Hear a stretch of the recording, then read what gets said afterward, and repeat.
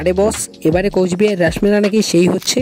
হ্যাঁ, প্রতি বছরই তো সেই হয়। আপনি কি আসেন না রাসমেলায়? সেই হচ্ছে মানে প্রত্যেকটা বছরই অসাধারণ মেলা হয় কোচবিহার রাসমেলা। অবশ্যই চলে আসবে। 6 তারিখ থেকে মেলা ওপেনিং হচ্ছে, 7 তারিখ থেকে সিঙ্গার আসছে। মোড়ে হলি যাব আমরা কাহারে ঘুরি। ভুল কিছু থাকলে সেটা তো আমার হয়েছে, কারণ ব্লগটা দিতে একটু লেট হয়ে গেল। খুব তাড়াতাড়ি মেলায় চলে এসো। Subscribe now.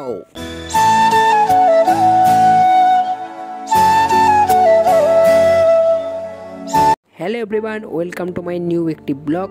তা আজকের টাইটেল এবং থাম্বনেল দেখে আশা করি বুঝতে পেরেছো ব্লগের টপিকটা কি, অর্থাৎ ব্লগটা কি নিয়ে হচ্ছে বুঝতেই পেরেছো। তা আশা করি শুরু করি আমি। তা আজকের ব্লগটি হচ্ছে পুরোপুরি মদনমোহন বাড়ি এবং রাসমেলার মাঠ এই নিয়ে পুরো ব্লগটা শুরু করলাম।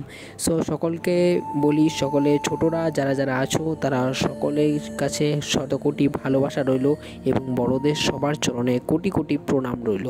সো আজকের ব্লগের আমি তোমাদের সকলকে শেয়ার করতে চাচ্ছি যে মদনমোহন বাড়িতে আলোকসজ্জা 2025 রাসমেলাতে কতটা কীরকমভাবে সেজে উঠেছে।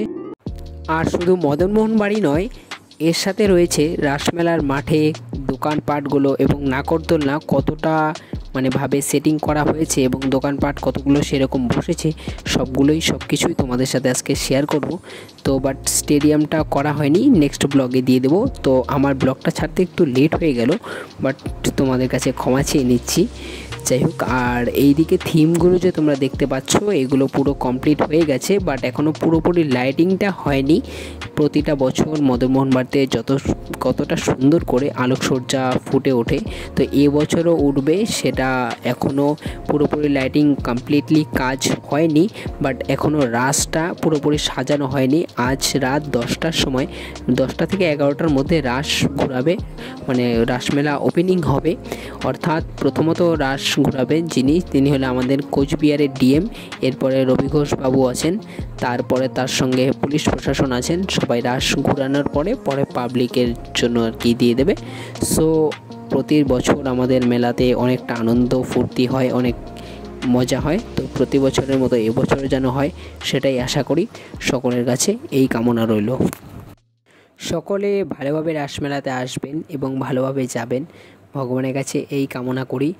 আর প্রতি বছরও আমাদের রাসমেলাতে যে পরিমাণ ভিড় হয়, আশা করি এবছরও হবে।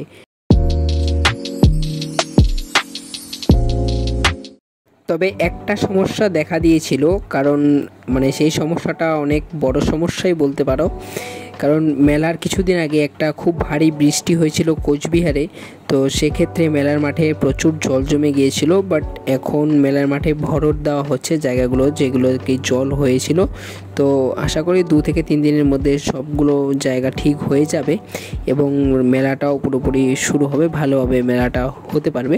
কারণ বৃষ্টির জন্য প্রচণ্ড জল জমে গিয়েছিলো মাঠে, তাই সেইগুলো জায়গাগুলোকে ঠিক করা হচ্ছে এবং তার সাথে সাথে আরও দোকানপাটগুলো যেগুলো এসেছে সেইগুলো কাজ এখন বর্তমান চলছে।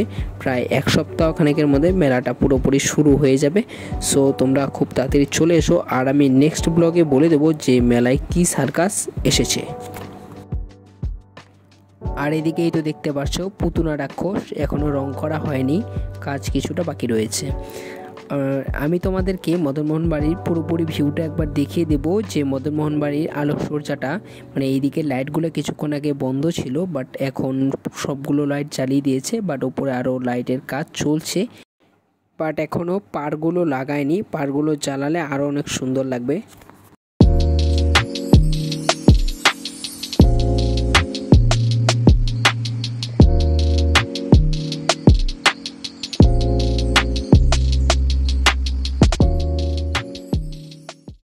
এবারে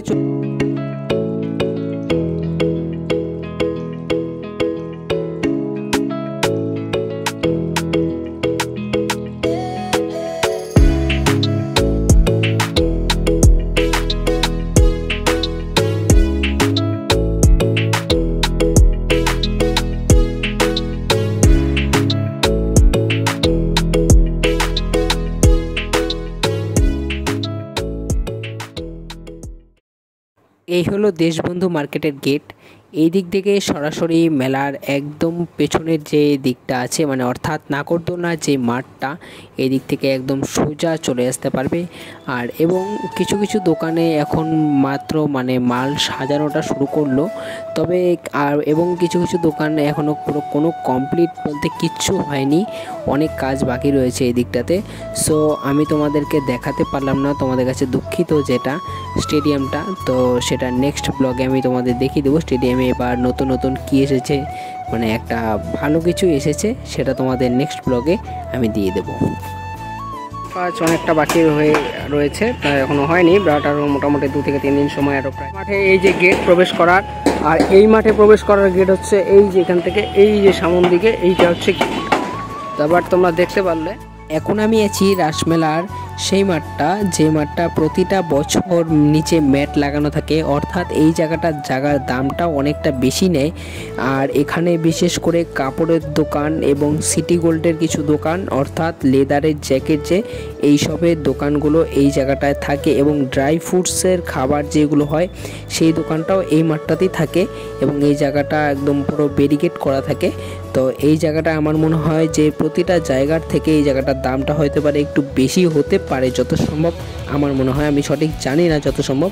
আর এই যে জিনিসটা দেখতে পাচ্ছ, এটা আমি এবার নতুন দেখছি, তবে জানি না এটা কি। তবে এই মাঠটাতে বিশেষ করে কাপড়ের দোকান বেশি থাকে, এবছর এটা বা অন্য কিছু হতে পারে এসেছে।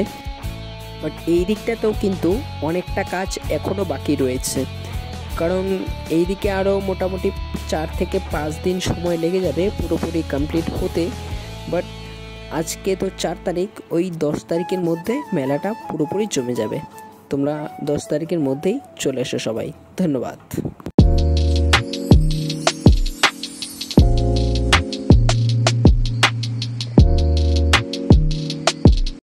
আজকের পুরো ব্লগটা এখানেই শেষ করছি।